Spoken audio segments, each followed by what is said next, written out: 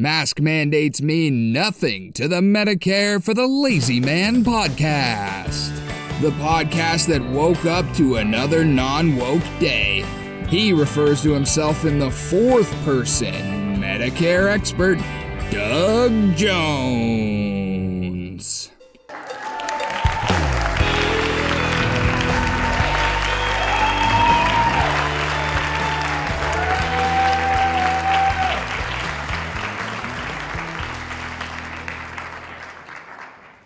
Hello again, ladies and gentlemen. We're back for another episode of the Medicare for the Lazy Man podcast. And probably my Canadian nephew, Drew McMillan, father of two magnificent children and a husband to a very beautiful wife, had told you that I am Doug Jones, your Medicare expert for today. I am so happy that you're here with us. The thing we like to do is to impart confidence. If your time to join Medicare is approaching, you should feel confident that we can help you understand what needs to be done. We can help you understand when it needs to be done, and we can help you finish the process successfully. That's all you really need for a permanent encounter with Medicare. After that, the rest of your life is going to be sweetness and light, because all you're going to want to do is just a little bit of maintenance every year to make sure that your drug plan is doing what you want it to do, and it won't surprise you the following year. That's not going to take too awful long. And also, you'd only have to maybe consider that your Medicare supplement plan is not getting outrageous with its annual increase in premium if you follow my suggestions and buy the high deductible Plan G.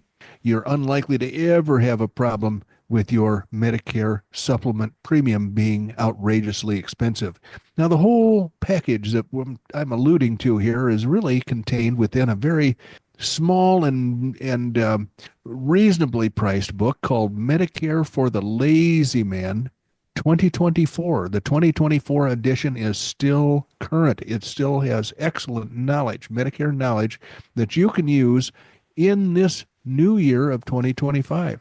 It'll be replaced at some point, but in the meantime, if you go to barnesandnoble.com or amazon.com and purchase your copy of Medicare for the Lazy Man 2024, you're going to have all the knowledge you need for a successful Medicare encounter.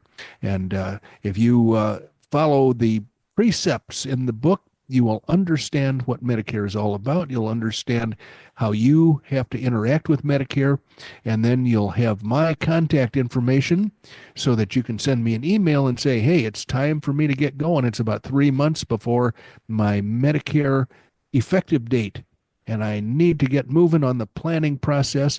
You'll be finished with that planning in no time flat.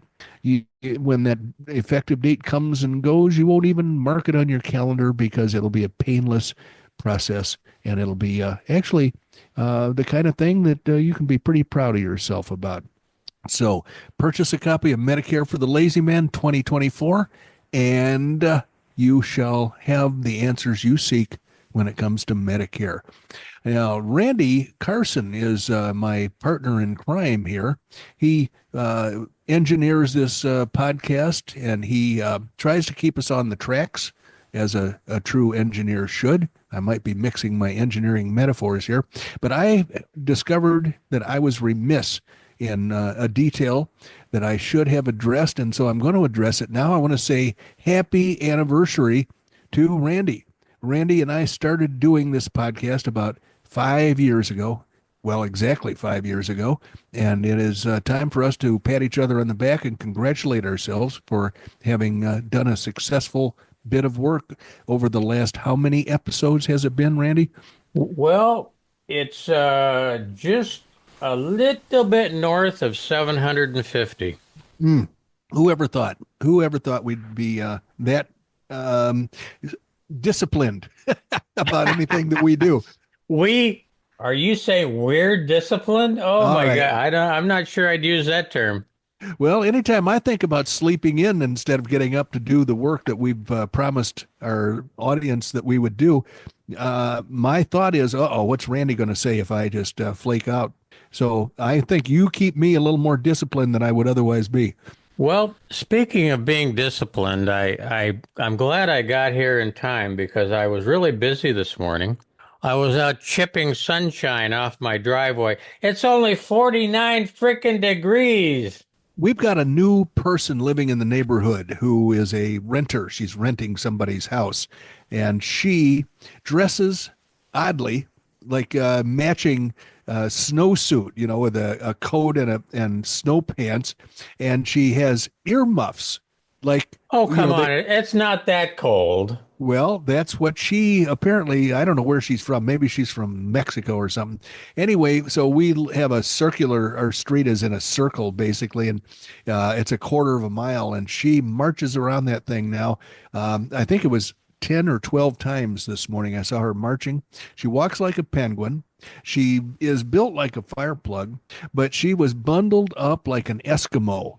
And I told Mary about it. I said, because Mary said hello to her the other day, and so I said, your new friend is out there marching around the circle again, and she said, "Geez, how cold is it?" And I looked at my computer, and instead of telling me the temperature, my computer said, "Cold intensifies" or something like that. It was like it's going to get even colder. You don't want to know what the temperature is.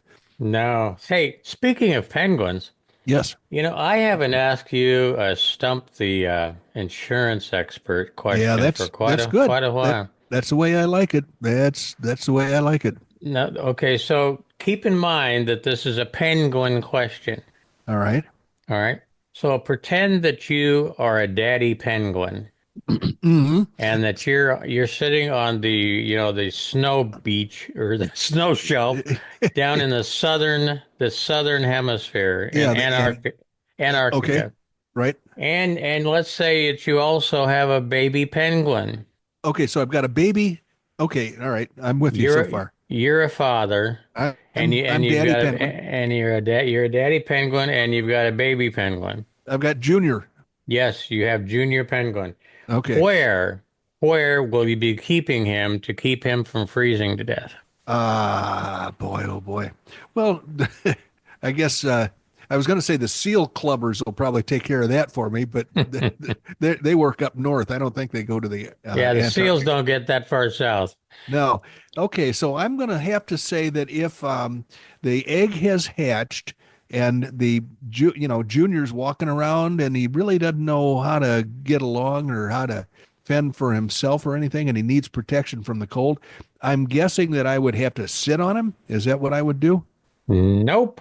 Geez, I never get these things right. Tell me how I would protect him from the cold. He would be standing on the top of your feet, and Really? then you would squat down a little bit and cover him with your feathers.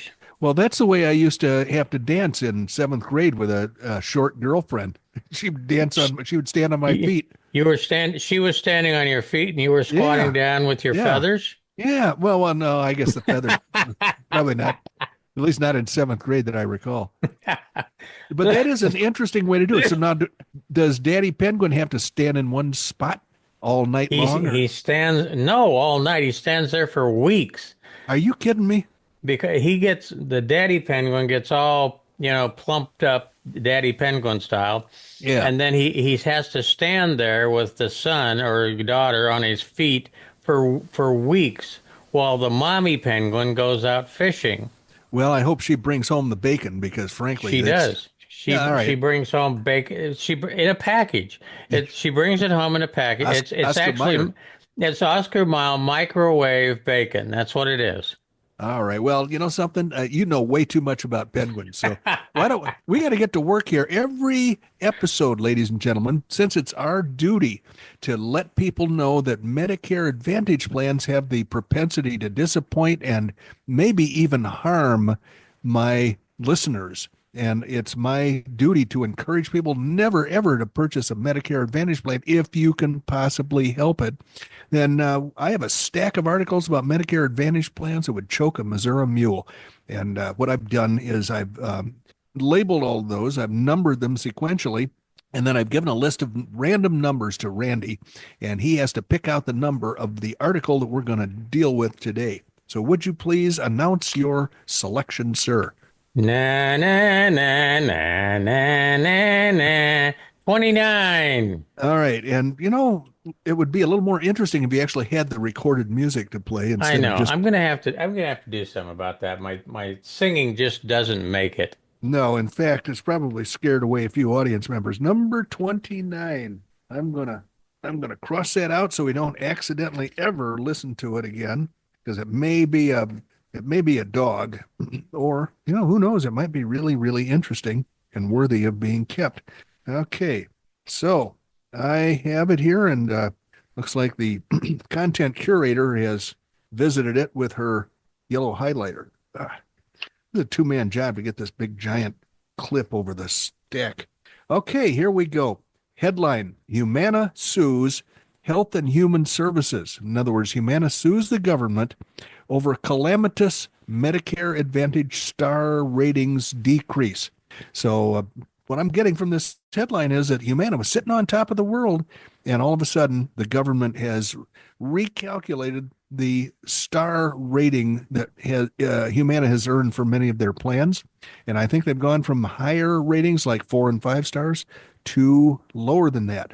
And that's theoretically supposed to chase away customers. In other words, customers will go to the competition, the competing plans that have more stars. Well, let's find out if that's what this means. This article was from the end of October that we just passed. So a couple of months old, 3 months old. And it says Humana sued the government on Friday, alleging an arbitrary and capricious determination of its star ratings for the year 2025.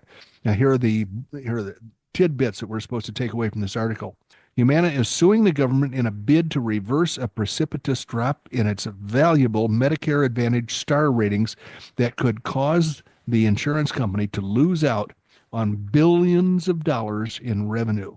Another item, the lawsuit filed on Friday in a Texas district court accused federal regulators of acting in an arbitrary and capricious manner when calculating Humana's quality scores for 2025.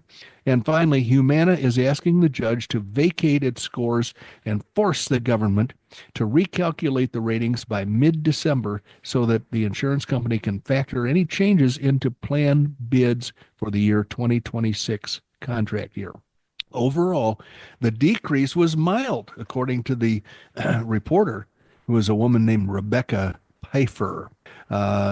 About 40% of Medicare Advantage plans with prescription drug coverage will earn 4 or more stars in 2025, a dip from 42%. I think we went through this same statistical analysis of the Medicare Advantage plans out there with the conclusion that the drop in star ratings has been across the board. All the big boys have had their stars reduced over the last 3 or 4 years, and the reduction has been precipitous from something like 60 or 70% in the 4 and 5 star range to less than half, to something like 42%.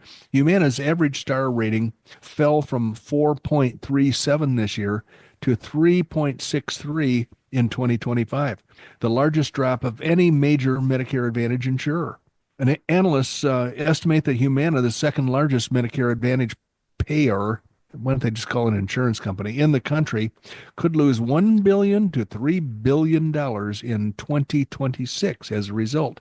That's because, along with serving as a measure of plan quality that can entice new members, star ratings give plans a competitive advantage in bidding and are tied to generous bonuses from the federal government. Somebody should hang on to the purse strings more tightly, because we're doling out money to these Medicare Advantage plans, and then we watch them brutalize many of their clients when the clients need expensive medical treatment.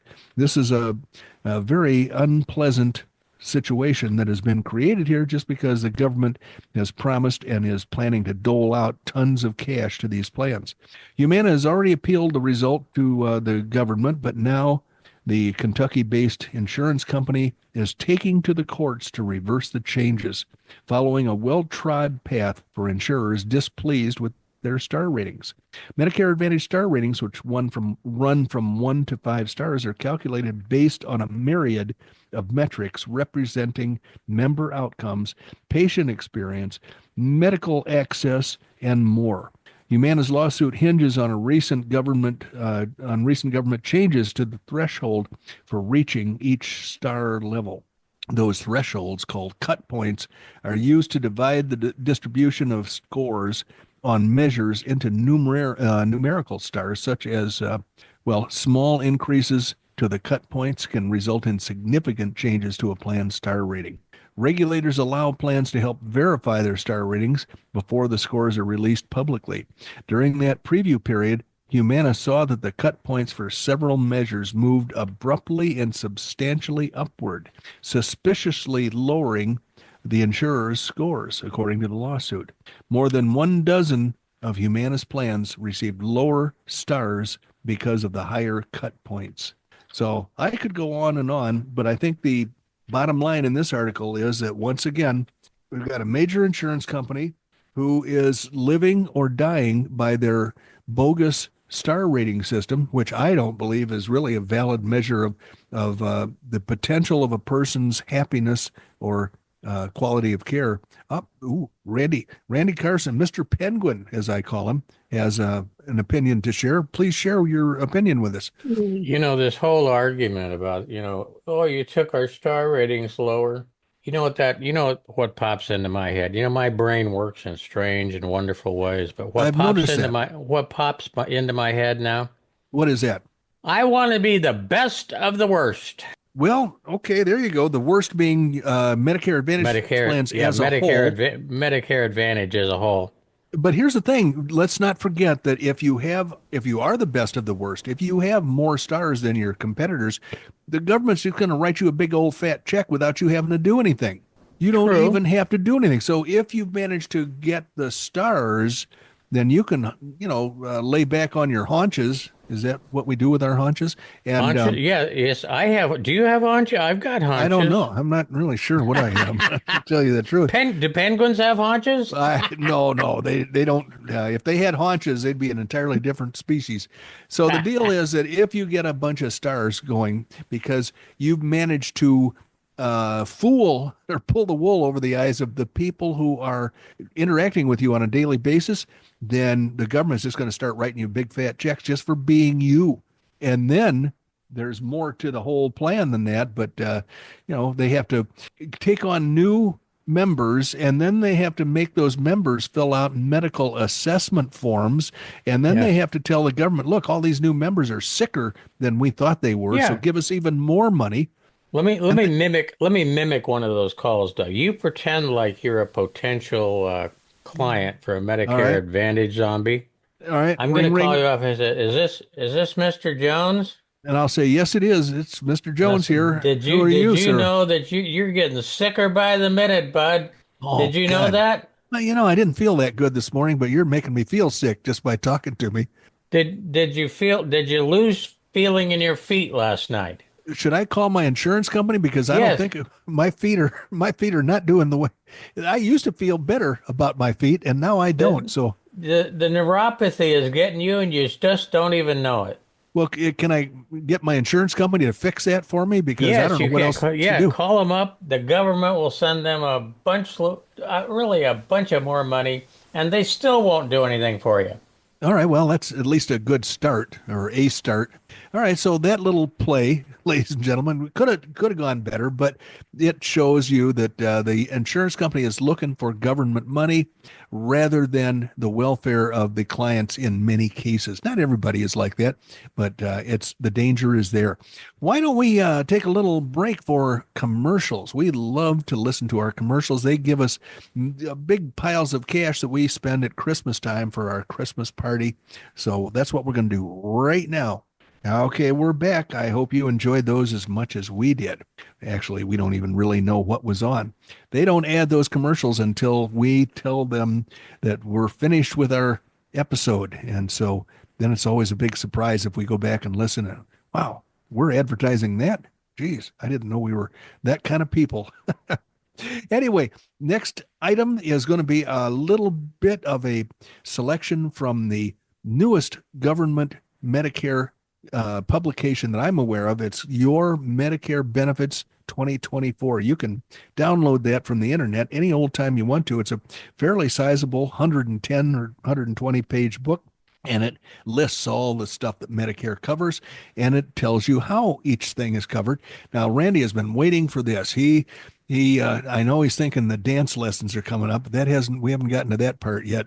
Randy was so excited when I gave a little preview that this was going to be our next item for discussion from the Your Medicare Benefits booklet. It is, how does Medicare treat barium enemas? And so we are going to delve into the world of barium enemas in all of its glory. First of all, I assume enough barium will probably kill you if it's radioactive, but this is a screening process. I'm not sure Randy knew that.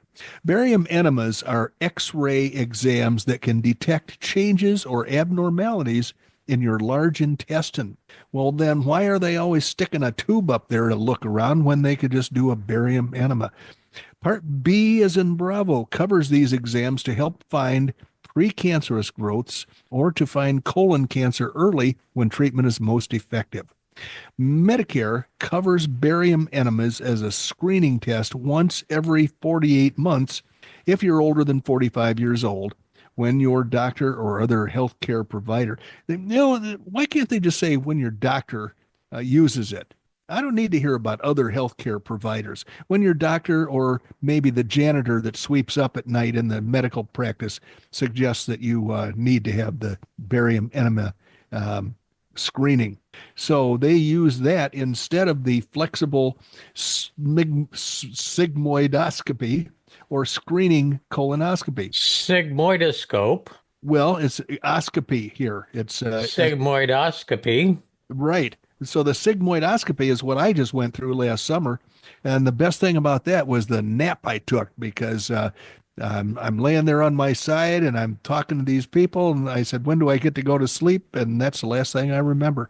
It was just a wonderful nap. And I woke up and I was back in the recovery room. That happened to the content curator a few years before. And they told me okay, you sit right here in this little, room here, like an emergency room cubicle or something. And we'll bring her back for you. And, about 15 or 20 minutes later, bang, they're dragging the gurney into the room. And they said, here she is. And I said, I don't think that's the woman you took out of here. And they all got all freaked out. And they said, oh, no, we're in the wrong room. Take her out. And I said, wait a minute. Let's see if this might be an improvement. And it turns out it wasn't. So, I don't know if that woman would be capable of all the content curation that my wife currently does. But in any event, so sigmoidoscopy, or screening colonoscopy. If you're at high risk for colorectal cancer and are 45 or older, Medicare covers the barium enema screening once every 24 months. Oh, for joy, for joy. You'll pay 20% of the Medicare approved amount for your doctor's services. In a hospital outpatient setting, you'll also pay the hospital co-payment. The Part B deductible doesn't apply. I don't know what the hospital copayment would be, but at least it's you're not going to be paying that $257 Part B annual deductible.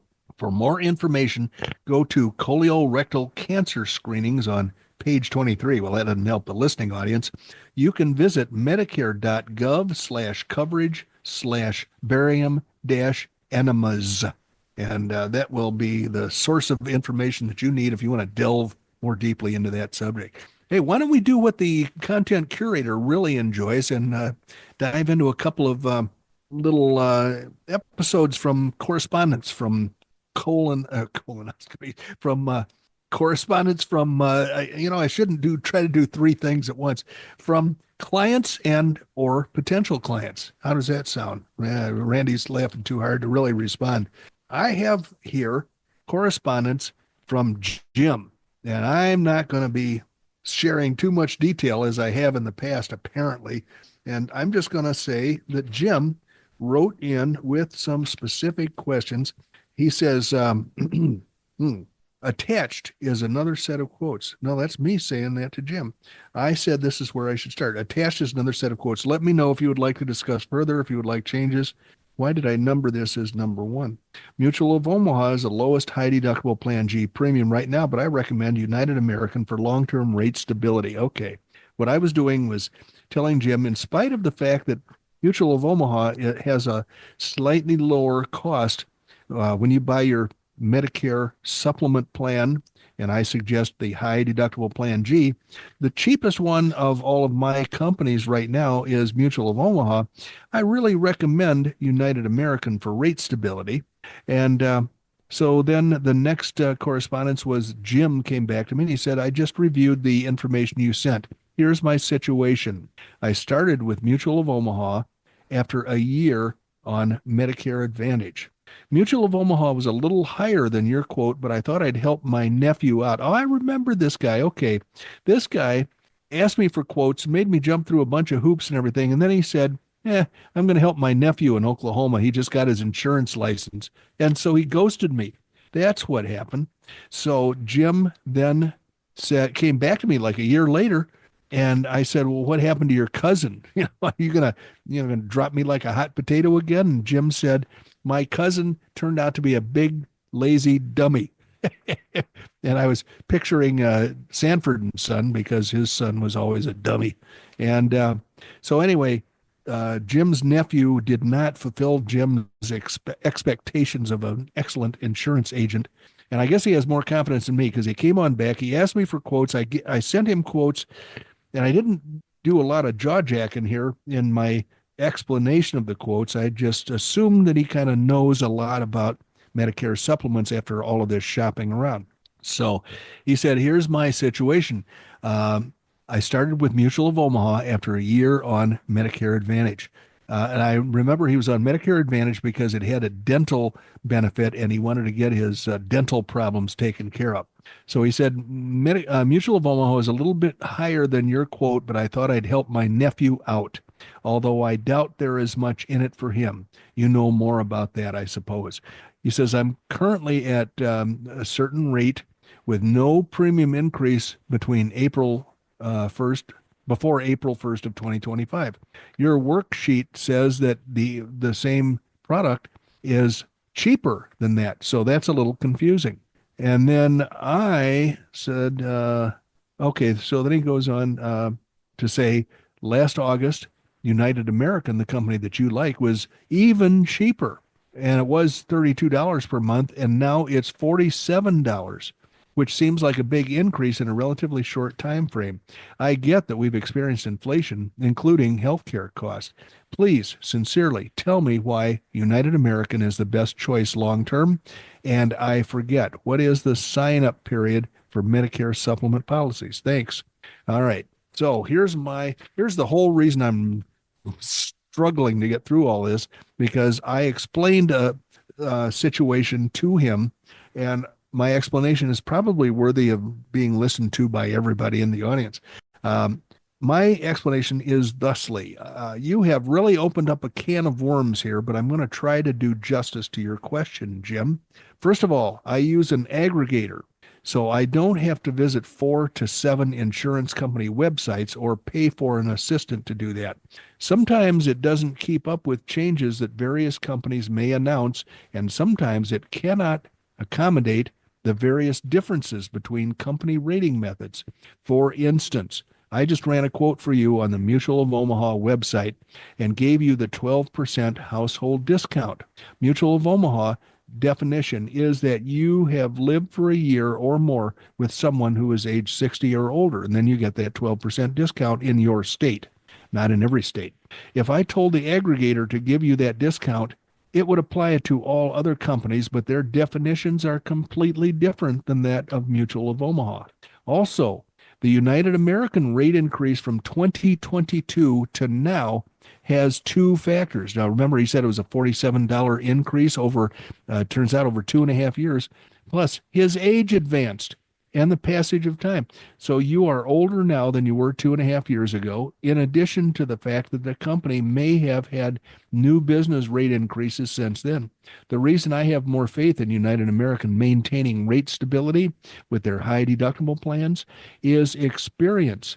When high deductible plan F was the only plan available for high deductible, they had printed materials illustrating their success in the years 2008 to 2018, during which they had some states where the premiums actually went down rather than being increased.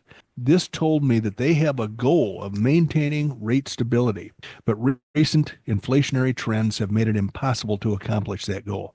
Another factor is the fact that in-force rates do not have to be the same as new business rates. Once you purchase a product, you have joined a group of people, and as a group, your loss ratios will be measured against revenues to determine whether the company is making a reasonable profit on your group. Your premiums may go up or down independently of the published new business rates.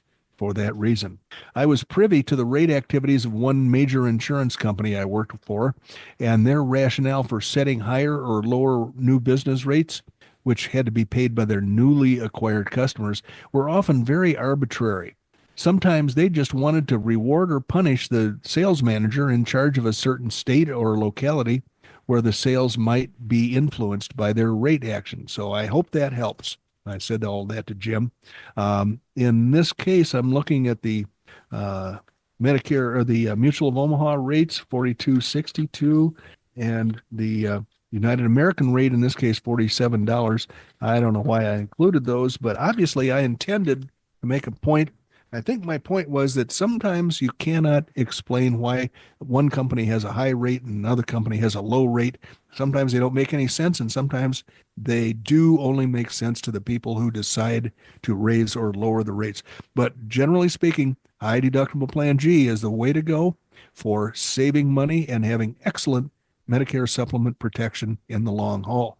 And with that said, I think we should also think about maybe packing up and getting out of here. Yes, I just found out from the operator that our quarters were gone. She said, if you want to keep going, you're going to have to put some more quarters in the deal here. But I said, no, we're going to be packing our bag here shortly. But before we do, there's several things I want to do, but there's one special thing I want to do. I want to know, Doug, what your idea would be. I'm responsible for finding and developing catchphrases. Okay. Okay, so if you were in a hospital ready to undergo a barium enema, Oh, boy. would it make you feel better or worse if the sign over the doorway said, "We will send you back in glowing health"? Wow. Well, that's a function of not necessarily the enema part, but the barium part. I'm not happy about either one, to tell you the truth. Okay, well, you know something? I got to take us out of here. So grab your pencil, people. You can reach out to Doug at the email address dbj@mlmmailbag.com. Doug is licensed nationwide, and he's working through his licensing again, so he will be with us for another 25 years. I know this for a fact. And check us out at the website. It's brand new, shiny, fuzzy. It's all good stuff. MedicareForTheLazyMan.com. Leave us a review and you're wandering through the internet. We're going to start working on the numbers this early in the year because we certainly don't want to lose out to the travel log people. And thank you for joining us. You could have been any number of places and you weren't. You chose to spend some time with us listening to Doug Jones on Medicare for the Lazy Man podcast. And if you weren't checking your watch, and you never do, you have just spent about 32 and a half minutes with Doug Jones, the anti-insurance insurance guy, originally from Oklahoma. No more. He's up in the Nosebleed Mountains behind Cave Creek, Arizona. And I'm going to take it easy today because I'm looking at the temperatures and I don't want him to turn blue. Okay, so I'm going to put him in at 6,000 feet. Still, we've decided that it's very chilly out there, so I think anything is going to be a problem. But in any event, thank you so much, ladies and gentlemen, for joining us today. It's been wonderful having you with us, and I'm hoping that you learned a few tidbits. We'll be looking forward to seeing you again in our next episode. Bye-bye.